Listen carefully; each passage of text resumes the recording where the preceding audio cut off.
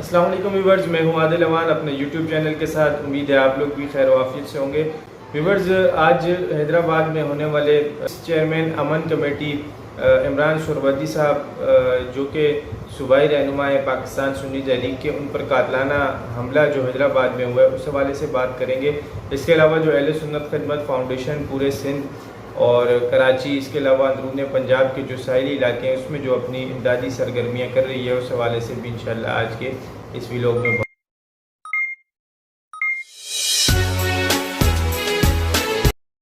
کل رات کو یہ واقعہ پیش آیا جب عمران سہروردی صاحب اپنی روز کے معمول کے پولیس امن کمیٹی کے حیدرآباد کے اور اس کے علاوہ پاکستان سنی تحریک صوبہ سندھ کے نائب صدر بھی ہیں، کل وہ سائٹ کے علاقے میں اپنی جو مصروفیات تھیں اس حوالے سے امدادی سرگرمیوں میں مشغول تھے کہ ایک کیمپ کے پاس وہ جب امدادی سامان اپنے لوگوں میں ایک کیمپ کے پاس جب وہ امدادی سامان تقسیم کر رہے تھے تو اسی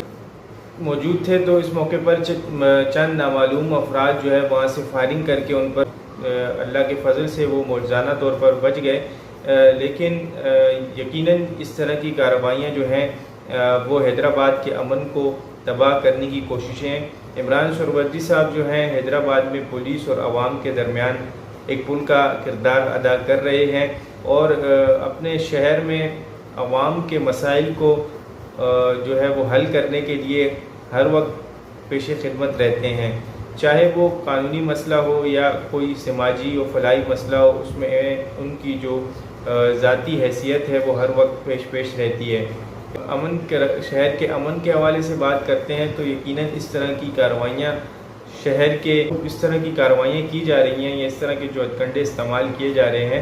اس سے ان کی شخصیت کو دبانے کی کوشش کی جا رہی ہے اور حیدرآباد کے امن کو نقصان پہنچانے کی کوشش کی جا رہی ہے۔ ہم قانون نافذ کرنے والے اداروں سے یہ گزارش کریں گے کہ جو بھی ملزمان اس کارروائی میں ملوث ہیں ان کو جلد از جلد گرفتار کیا جائے، اور اسی اثنا میں سربراہ پاکستان سنی تحریک بھائی محمد ثروت اعجاز قادری صاحب نے بھی اس واقعے کی پرزور مذمت کی ہے اور جو ملزمان ہیں ان کو گرفتار کر کے ان کے خلاف سخت قانونی کارروائی کرنے کا مطالبہ کیا ہے۔ اس کے علاوہ ملک میں جہاں دیگر سماجی اور فلاحی ادارے جو ہیں وہ امدادی سرگرمیوں میں موجود ہیں، امدادی سرگرمیاں